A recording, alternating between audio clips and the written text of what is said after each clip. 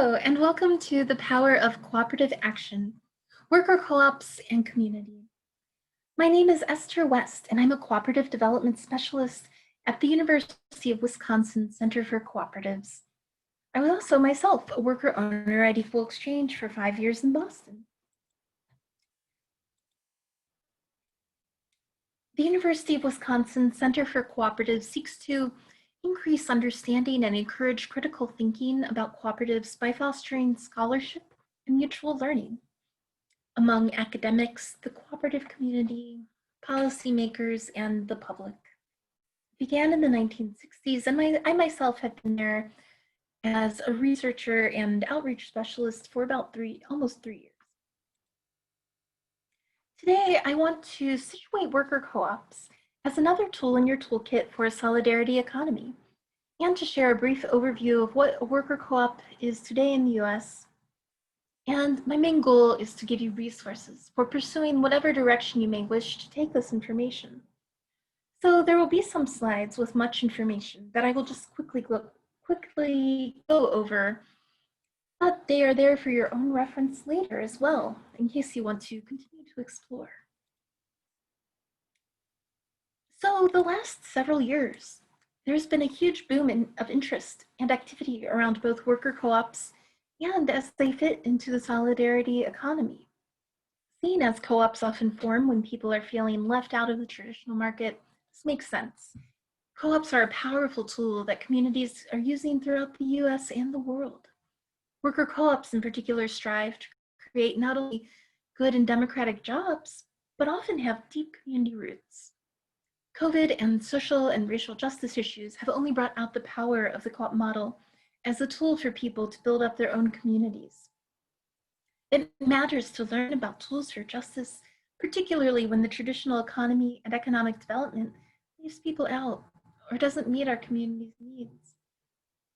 To highlight the power of worker co-ops and show why we're here to share about them, I'm going to share some examples of how people are growing power together to meet the challenges exacerbated by COVID, and then share a few other examples of people using co-ops to build more resilient networks. The first example is the Brooklyn Packers.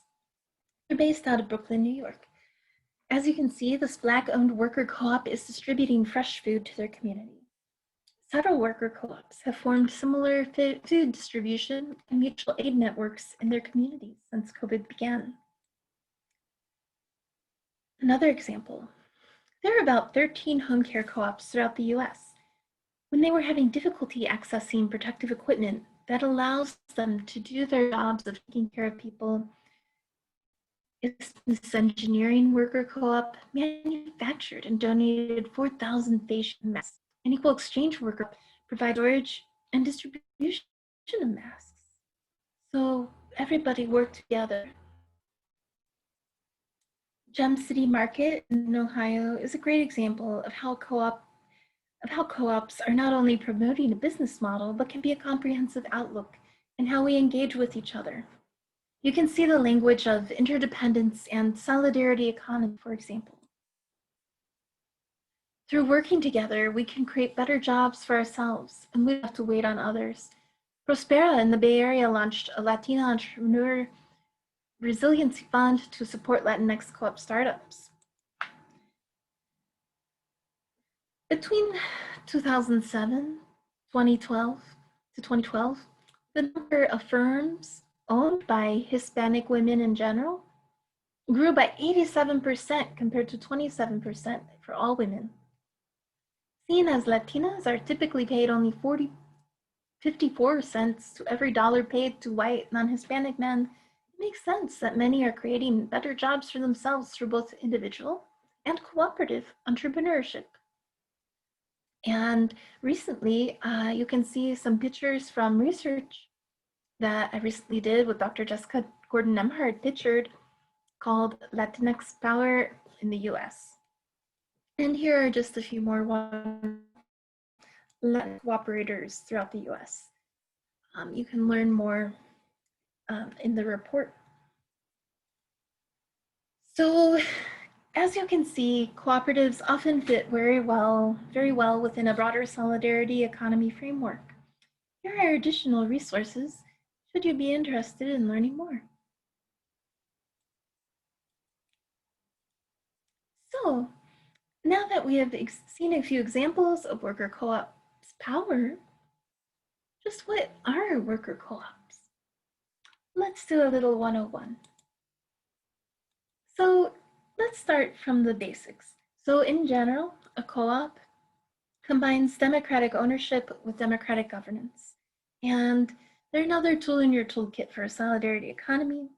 As you can see from other WCC research, this is a map of co-ops throughout the whole US. There are about 30,000 co-ops. And here are, so you can see a cooperative combines democratic ownership with democratic governance. And these are the internationally recognized 7 cooperative principles. So you can see that the co-op model is a very rooted values in action kind of model. They are open and voluntary membership, democratic member control, member economic participation, autonomy and independence, education, training and information, cooperation among cooperatives, and concern for community. And here are the cooperative values: self-help, self-responsibility, democracy, equality, equity, and solidarity. These align very well with Ignatian values. I was at university for undergrad and was a biology major myself, so it's very exciting to be here, by the way. The Twin Pines is the international symbol of co-ops since the 1920s and represents endurance and strength and mutual cooperation. And there are many types, several forms that co-ops can take on. Today, we're specifically discussing worker co-ops, the first one up there. And here are just a few examples of each type of co-op. Credit unions and groceries are examples of consumer co-ops, whereas farming co-ops are likely to be producer co-ops. They're producing food or other dairy, etc. You may be familiar with housing co-ops. Purchasing and shared service co-ops are good for growing the scale of many small entities by banding together through, say, marketing. Multi-stakeholder co-ops are a combination of any of the above, and we'll go more to worker co-ops soon. Globally, co-ops are throughout the entire world, used by many people and in pretty much every industry that you can think of. Cooperatives in the US have a rich history in modern day context. Long-rooted examples include the very large network of the Federation of Southern Cooperatives, which is primarily Black-led agricultural co-ops. Another example are food co-ops in the US that have fluctuated in popularity over time. And there's a more recent wave of Latinx co-ops using the worker co-op model as a way to build up amidst inequities, broader inequities towards Latinos, Latinx people, and more examples. The Rochdale pioneers of England are often noted as starting the modern co-op movement, but in reality, whether formalized or not, many communities have used cooperative activities to meet community needs. Co-ops have a long history as a tool of resistance. So why do people form cooperatives? There may be an unmet social or economic need. For example, in rural work we do at UWCC, we often see smaller rural grocery co-ops starting up because a corporation has left an area. Or maybe there's a food desert in a city and a small grocery co-op starts up. There may be market power imbalances. For example, farmers often will band together to own their own processing to ensure that they have sales in the market for their product. There may be problems with alternatives. So maybe consumers want a good or service that isn't being offered, or it's not high quality, or they can't access it because the prices are too high. So they form a co-op to get access to that good or service. Consumer-owned electric co-ops, for example, brought electricity to broad swaths of rural America in the 30s, when investor-owned utilities were unwilling to do so. Another reason people form co-ops is to increase control over decision-making. So that's a good example where worker co-ops come in, which we'll talk about more.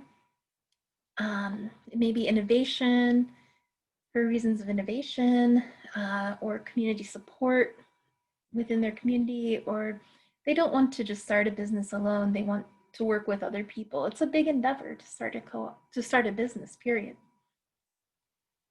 So this slide here is to show that there are many ways legally that you can form a co-op and that they are formed.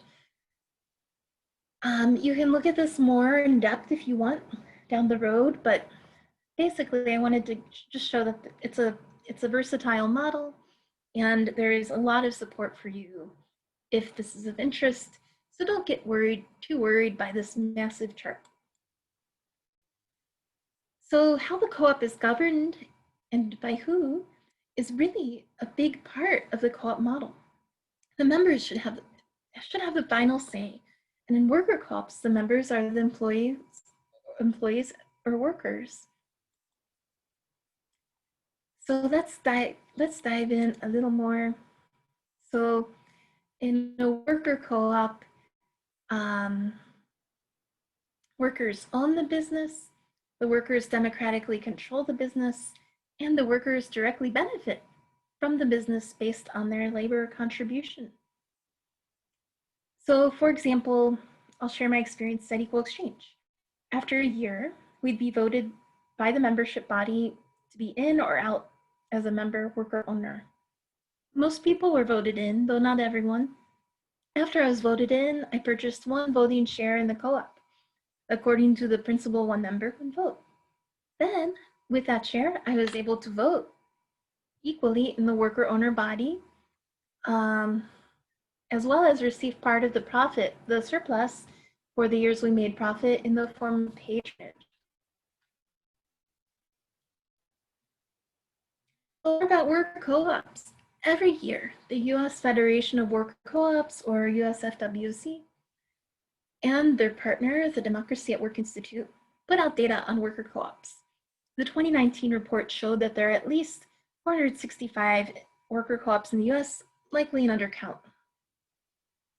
And it's a growing movement. Additionally, people of color and women are the majority of worker owners. And you can see a link to download this report in the slide.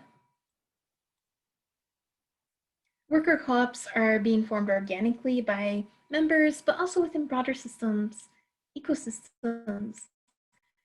An example of the ecosystem actor, the co-ops are associations of worker co-ops, incubators that exist to help start worker co-ops, co-op developers like myself, and there are city-level programs that have funding, like in Madison and Boston. Nationally, the USFWC has worked on policies such as the Main Street Employee Ownership Act, which ensures that small business associations promote the worker co-op model as well. So, do you want to start a co-op? You have support. Here are the startup steps. You're starting a business when you start a worker co-op. So many are the same steps as you would follow to start any business. And while these are listed sequentially, they can happen in different order. And so you're going to explore with a team. Basically, you're going to get together a team of interested people. You're going to explore the idea, the level of interest. You're going to assess if this is a feasible business idea or not, and if the co-op is a good fit for you, or maybe it's not. Then incorporate with your articles at the state level and do your bylaws, and then create a business plan and find capital. Eventually you'll launch, and then that's when the fun begins. So, and there's support for you if you're interested. One question you can ask yourself are, what are networks, movements, or organizations that might support co-ops in your community? So just something to think about. And are you part of an organization like a congregation, JVC House, or other group that wants to support co-ops? Here are a few ideas just to get you started. So if you want to start up a co-op, maybe connect with others in your network who also want to start a co-op and have a job. Maybe you're in getting a degree and you have people with similar interests who want jobs out of university. You could start a co-op. It can also be a tool in your toolkit for job creation and community ownership. So you can share this with others who have influence or a say or just members of the community and want to take power. Say there's a retiring business owner. They can sell to their employees to keep their business alive and locally owned. So that might be someone in your congregation that you know. You can also financially support co-ops. Access to capital is a huge issue with forming a co-op. And so you can really help people by sharing your wealth. Also, education, you could form a study circle and learn on your own and share with others, maybe send it in a newsletter list.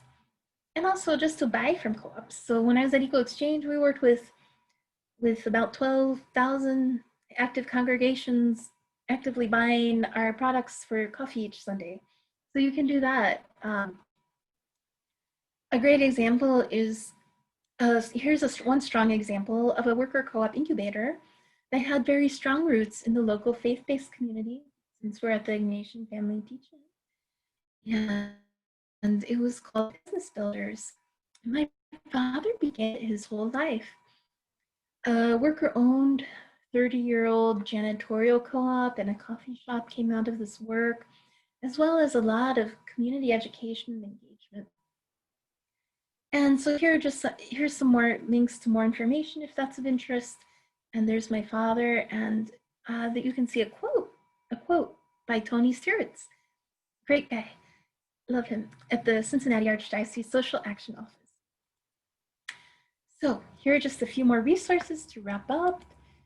Here are several sources for additional reading. I want to highlight Collective Courage, A History of African American Cooperative Economic Thought and Practice by Dr. Jessica Gordon-Umhard, and there are several other reports and books that you may find of interest as well.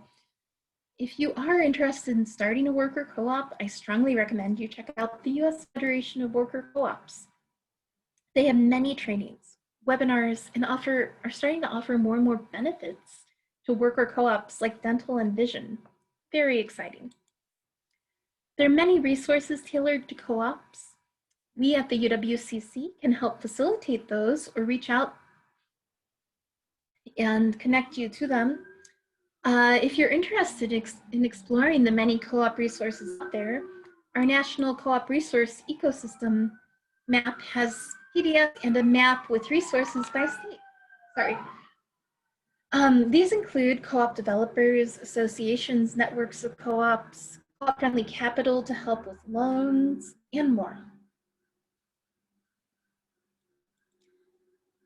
So at the UWCC, we do many things, and we can connect cooperators, we can connect you to tailored basic needs, interests, and location.